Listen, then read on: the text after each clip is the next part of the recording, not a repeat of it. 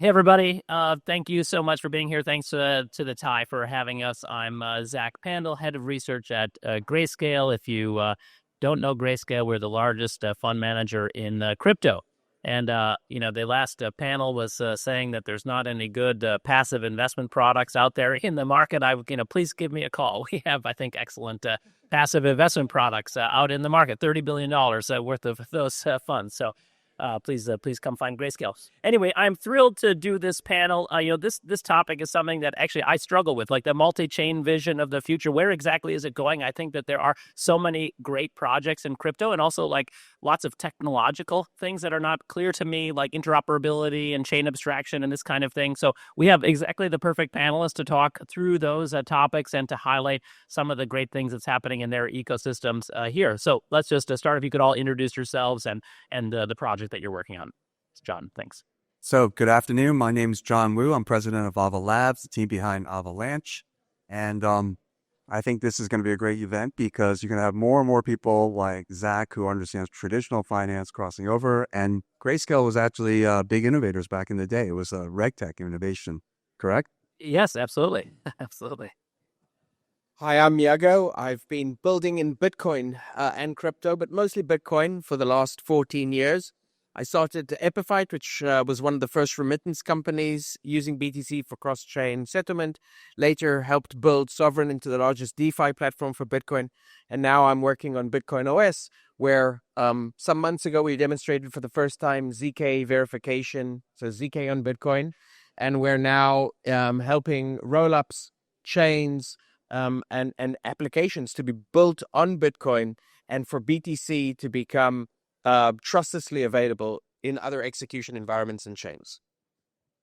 Hi, everyone. My name is Sunny. I'm a founder and the CEO of VChain. Actually, I started Bitcoin mining like 12 years ago. It was still a different time. But then 2 years later, I turned myself into the dark side, following the virtual machine, smart contract platform, and started VChain in 2015. So actually this year is our 10 years anniversary. Congratulations. Happy birthday. I mean, it's a pretty awesome accomplishment in crypto. Grayscale also is a lot more than 10 years old, and we don't hesitate to mention that to people frequently. So where I'd like to start is maybe exactly where you left off, Sunny. So virtual machines, smart contracts, Ethereum. I think everybody here knows, the basics of these things, but each of you are making different design choices, from that, that basic model. Maybe let's go opposite order. Start with you, Sunny. If you could just sort of give us the basics, give the room the basics on the chain that you're working on, and the sort of design choices that you've made that distinguish it in this competitive smart contract space. Yeah, well, actually, it was a very interesting story. Back to 2014, Vitalik was running the fundraising for Ethereum back to Shanghai, Beijing, majorly in China, because at that time, let's say the Bitcoin hash power, 75% globally are actually in China, right? So, and also in Western side, they were full of Bitcoin maximists. Nobody really gives the money to Vitalik by then. And my mentor, also our first investor, Shenbo, who run Fenbushi Capital. So he was the one who took Vitalik to China for the fundraising, meeting all of the Bitcoin folks over there. And I had a quite valuable experience. I met with Vitalik a couple of times. We even took him to Chengdu to see a panda. It's like showing the hospitality.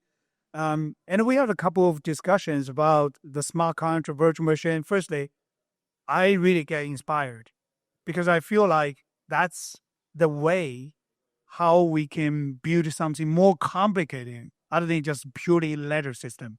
So basically, you can make blockchain can running applications, running activities more than just ledger system, right?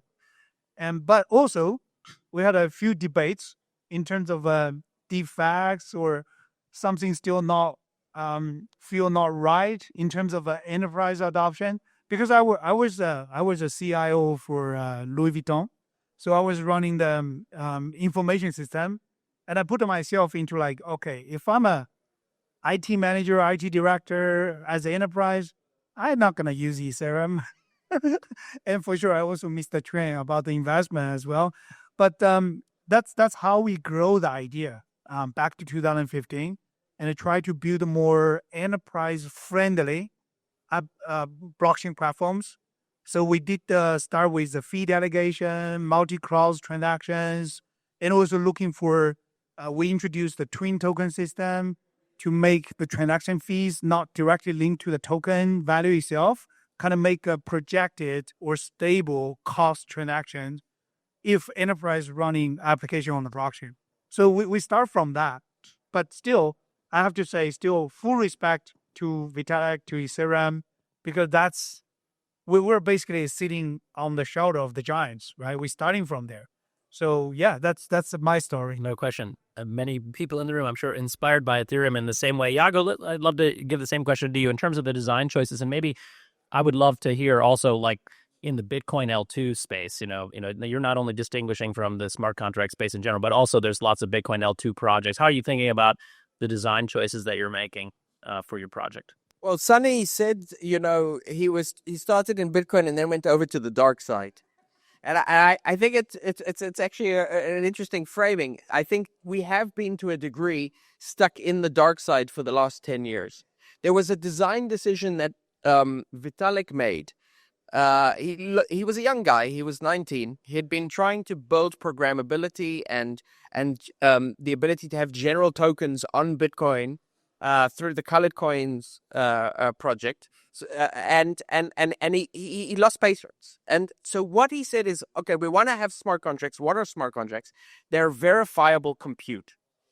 And so there is actually a cheat that we can use to verify compute publicly, which is we're just going to have every single person on the network rerun every single computation. And so the architecture that was decided on by Ethereum and has effectively been copied by pretty much every single smart contract chain since, was you take the entire code base, you take the entire virtual machine, you take all of the data, you take all of the computations, and you shove them all into the blockchain. And then every single node and every single verifier reruns every single computation. And so it's like now you've got tens of thousands of computers around the world trying to run calculations which are about as complicated as a calculator, because that's the degree of scale. And here we are 10 years later, and we can see that sort of the challenges that people thought would emerge with this model have indeed emerged. The model does not scale. It has significant limits to throughput and speed. And pretty much every single significant system has either experienced outages and a very, very high number of transaction failures, or has effectively given up on trying to do everything on a single chain and is now trying to migrate more and more activity off-chain. Today, 80% of Ethereum activity is off-chain.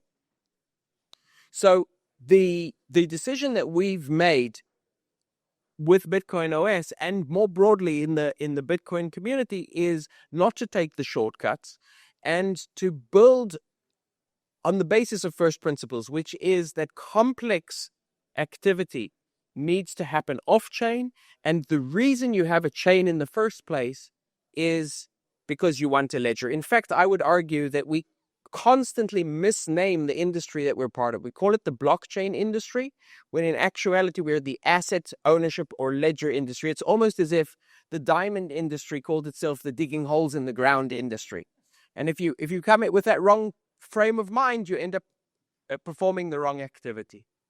And so while there is an important reason for us to have decentralized execution environments, which is what smart contract chains are meant to be, they have demonstrated very, very clear disadvantages. They have challenges with scale, they have challenges with throughput, but what we're also seeing now more than ever is they have challenges with fragmentation. And so that brings us to the topic of this conversation. We are in a network effect industry.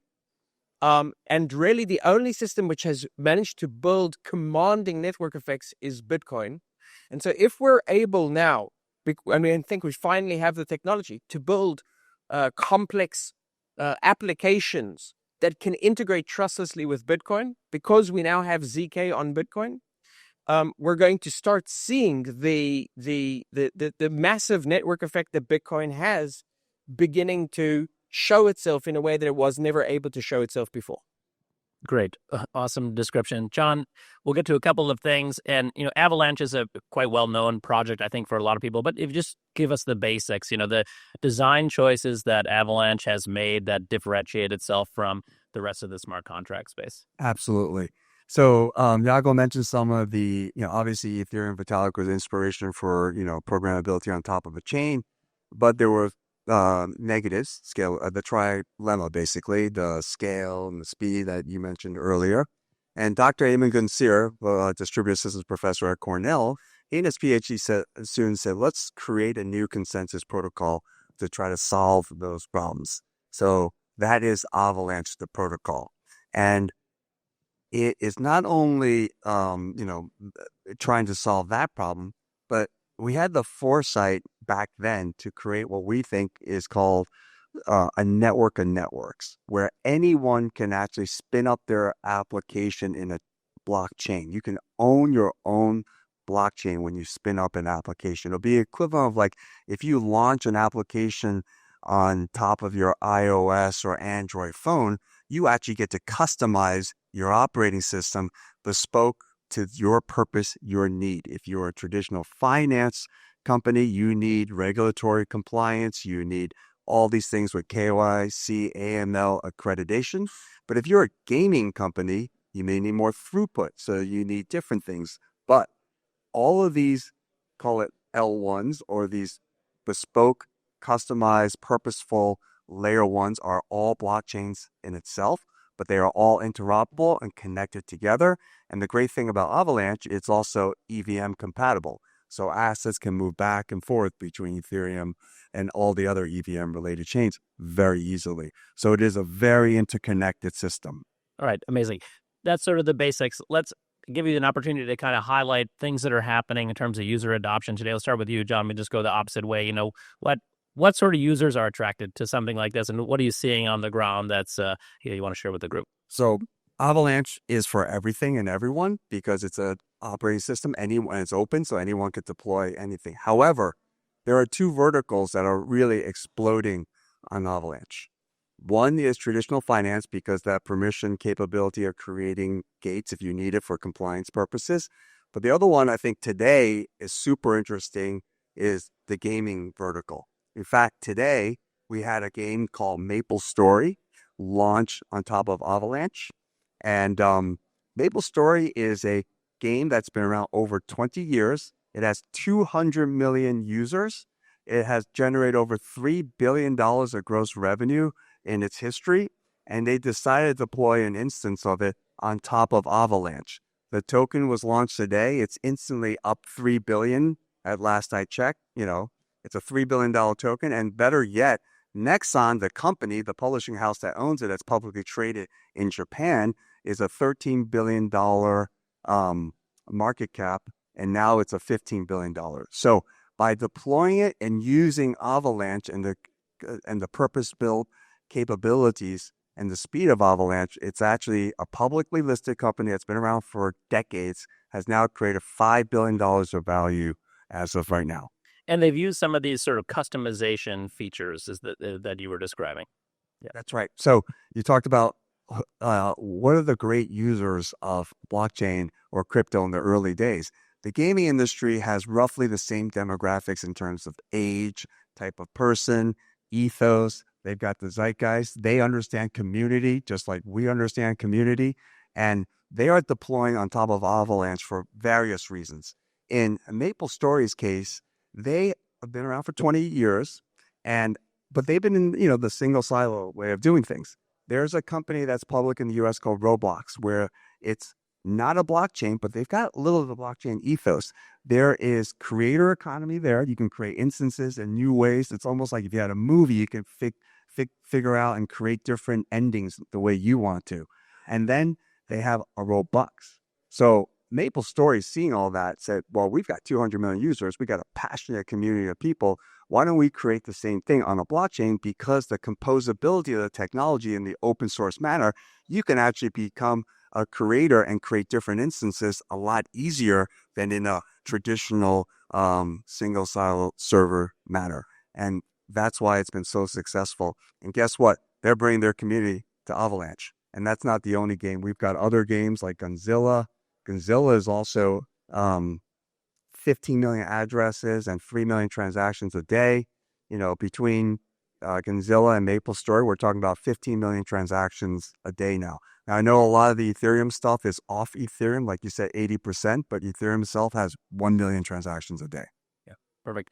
Let's keep going with this. Iago, what would you like to highlight just in terms of where the project is today in terms of either development or adoption for the group, just to give people a sense of, what the vanguard is at the moment? Yeah, so we're seeing two primary types of clients or users who want to integrate with us. One is other chains. So there's something of a race on right now to try and bring to various chains, Avalanche and Sui and Cardano and Arbitrum, etc., to bring as much BTC value as possible. And the reason is obvious. BTC is by far the dominant asset in the space. Take out stablecoins, it represents some 70% of the overall value, and it's the most liquid value, the most long-term value. And so you've got a large number of ecosystems that have been built out. They have built out tooling to build DeFi and to offer yield, and right now they have no access to the majority of the asset in our asset base in our class. On the other hand, there people like me who have been holding on to Bitcoin for a long time would like to turn it into a bit of a less passive, sometimes I feel a bit like a dragon in a cave sitting on my gold. Like, I'd like to do more. And then more importantly, so much of the Bitcoin over the last few years, and especially over the last year, has flowed into actively managed funds whose mandate is to generate additional yield. And the problem between these has been that no one has had really opportunity to connect these two worlds that need each other, because the counterparty risk, the trust assumptions, and the security have simply not been at the level that Bitcoiners would be willing to accept them.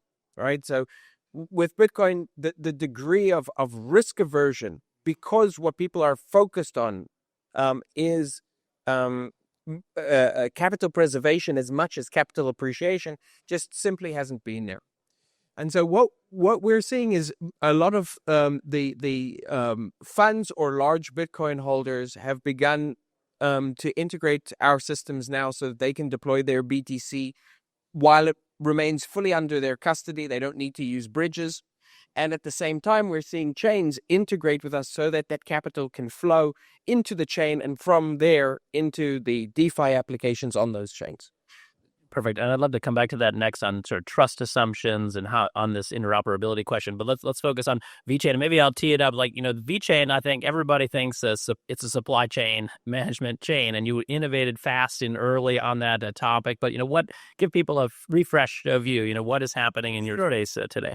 Well, I think most importantly in any new technology, for sure, including the crypto and the blockchain, iteration is the key to survive through. And sure, we start from the enterprise adoption, supply chain management, track and trace. It's still ongoing. The food safety of Walmart is still running on the VeChain blockchain and a bunch of the other applications on an enterprise level. But since last summer, following the latest white paper we released, we call it the Web3 for Better. Basically, we specify the direction. The next focus is on the sustainability angle. It's not only just make your blockchain run in a sustainable way, but more foster the different type of applications to support the sustainability value. For example, like EV Earn incentivize people to drive the electric vehicle, Mugshot to motivate people to reduce the paper cups using the recycle mug, or just simply pick up the trash from your street, from the beachside. So different type of applications. Actually, we building the platform we call VBetterDAO, which is a DAO ecosystem to merge enterprise applications and the retail applications together. because I think the future of the Web3 is actually similar like internet. It's a marginal effect. The marginal cost is the expense serving one more user, right? Internet has done that. Amazon, Facebook, Google, all done that. And eventually, when we reach to a certain amount of the users, then the enterprise will play differently, and the user also play differently. So it doesn't matter if it's a big corporation, small startup, or individual developers, along with the community members, or could build up the different type of application together. So far, we got 1 million, more than 1 million users in the VBetterDAO in general, 30 different applications. But the idea is try to monetize the data coming from human behavior or human actions. It's quite a niche market, but I think it's a very interesting one to explore. And I think the sustainability angle is awesome, and I think we should all be excited about that. I have to ask though, tell us about the UFC thing on your sweatshirt. We didn't get to that point as well. Well, I don't associate UFC with sustainability necessarily, so you're doing multiple things. Well, actually, there is a story about that. Please. We started with UFC, partner with UFC like 3-4 years ago. When I was making that kind of decision, back actually based on very simple numbers, because UFC was fastest growing entertainment or sports league in the world. Also, they have quite a global expansion plan. And more importantly, the UFC fans are quite matching with crypto fans. So for me, it's just simple decision, right? But then I get to know about Dana White, the president of UFC, and he told me like, I know nothing about crypto, and I don't understand that. But then when we build the VBetterDAO and the different type of applications, like for people's normal behavior from your daily basis, and I show to Dana, he's like, oh, I understand that part. And, I'm willing to help you.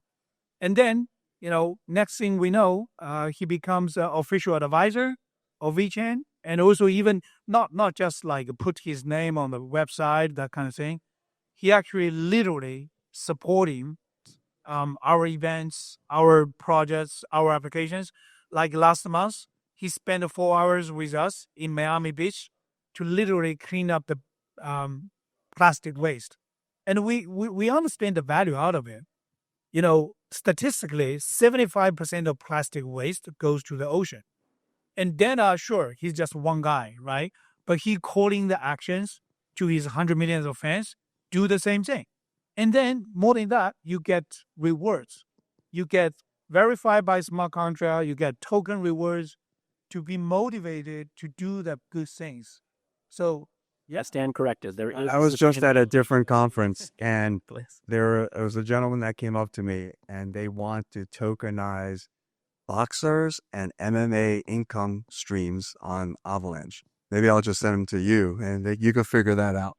Yeah, why not? Fascinating.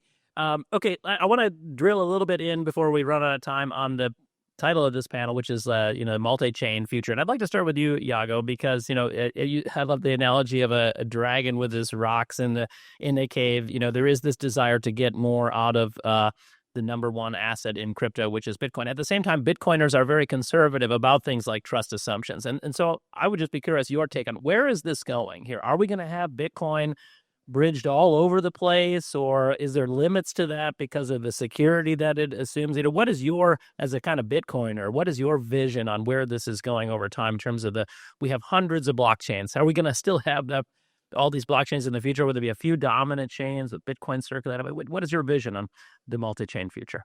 I think one of the big questions that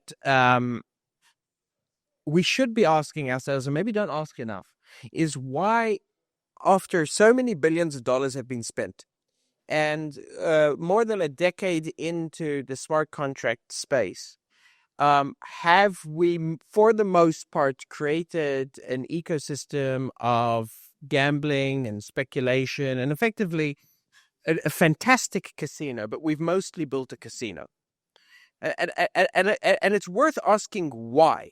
And I actually think that the answer is quite obvious, but hardly stated.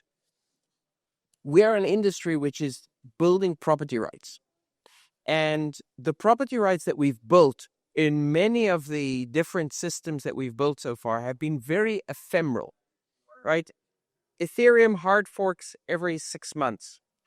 It's a hard fork by definition is not backwards compatible. We have the experience that you have of moving assets from one chain to another right now is sort of, it's almost like we have like an island of casinos, and the guys who are managing the boats to get you from one casino to another are North Koreans, right? And every now and again, one of these boats just disappears. And so because we've been building on what is effectively ephemeral infrastructure, internet-like infrastructure, Web 2 infrastructure, right, which was built for advertising and social media, because we've built that sort of on that basis, we haven't built a system where we've seen large and substantial financial applications. Most financial applications, everything from an individual who is interested in a pension and their savings and inheritance, to institutions who are interested in 30-year bonds and large infrastructure projects and real-world assets and corporate investments with multi-year horizons. These are things where you need the platform on which you are building to outlast the assets which you are putting onto it. So you said, do I think that BTC is going to be bridged to all of these chains? I think if it were just under the paradigm that we've had up until now, the answer is very clearly no. We have already had WBTC for 6 years, right? And it's been at less than a fraction of a percent has actually been bridged in this way. However, what the approach that we're taking is that we're going to bring crypto to Bitcoin rather than bring Bitcoin to crypto. So what we allow developers to do, if they're on a chain that is integrated with us, and anyone can integrate with us, is you can start building applications which are able to move BTC on Bitcoin, where transactions and smart contracts built on other chains can execute in Bitcoin. And we can start doing things like creating yield-bearing instruments, staking, Bitcoin-backed stablecoins.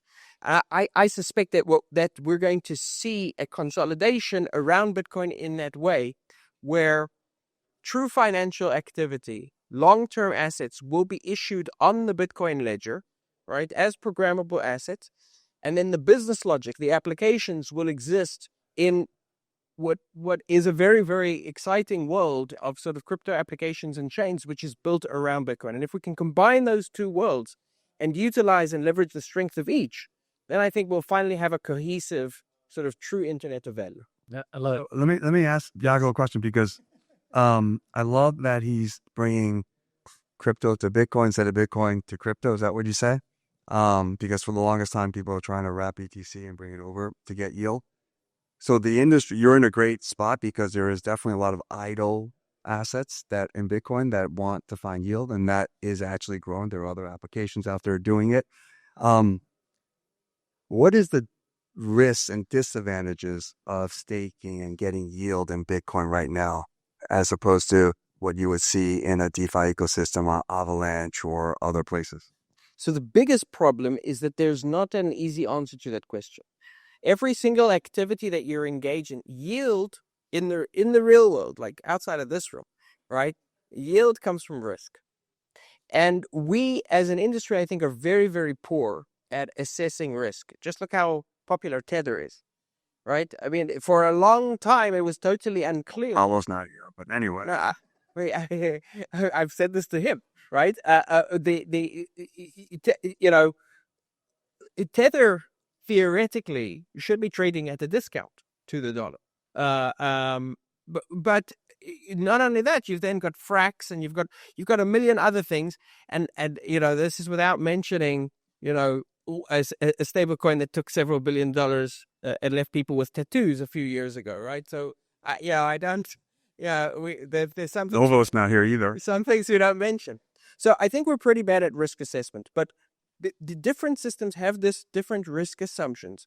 And there's the ability, once you bring crypto to Bitcoin, instead of sort of you going whole hog, okay, now I'm wrapping my Bitcoin, I'm taking it elsewhere, you can make more nuanced assessments of risk. And what we're going to see, and what we're seeing right now, is basically a bifurcation where some of the people who want to work with us basically want to take zero risk, like the lowest risk BTC staking you can do, and they're happy to get 2 or 3%. And then others who are willing to take on much more risk and actively manage positions, and what they're looking for is 12%. There's not that much in the middle, but we're already starting to see that bifurcation. I think that's a great point. I think most people who go into this space in the early days, at least, were computer scientists, so they're very good at data analytics. There hasn't been enough, call it financial services professionals that can do financial analysis and risk analysis. And at some point, people are going to have to ask themselves, is that extra 2 or 3% of yield worth the risk you're taking? And that's something that people have to actually wrap their hands around. Huge question. We're running slightly over, but this is a really high quality group. And I just want to take the liberty to ask one more question to Sunny. Sunny, you've been coming to Consensus for 10 years. You've been in crypto longer than probably most people in the room. How are you feeling about, crypto here at Consensus in 2025? You think he's going to say he hates it and he wants the out? I just want to hear his hot take. Well, are you surprised by the number of blazers over at the Consensus? I'm done. I think generally the entire blockchain world has been evolving like so much. Even I agree with Jaeger about the Bitcoin, and everything started from the Bitcoin. That's the first application of the blockchain technology. But I believe blockchain can do so much more. Just, let's say, purely financial system or financial applications. What I believe is the crypto or blockchain is going to work in a different format as today, because today, if we think about the goods flow, the money flow, or information flow, sometimes it's a little bit disconnected, and especially about the money flow or value flow, right? And the blockchain kind of bring up a different way or different level, like how the money flow can really merges with the goods flow, with even people's flow. And right now, I think, after 10 years, I mean, the first 10 or even 15 years, there were two main themes in crypto world. I agree with you, Jaeger, like casino to casino. But let's be a little bit serious or professional terms to say it's about the infrastructure and also about the financial application as main majority, right?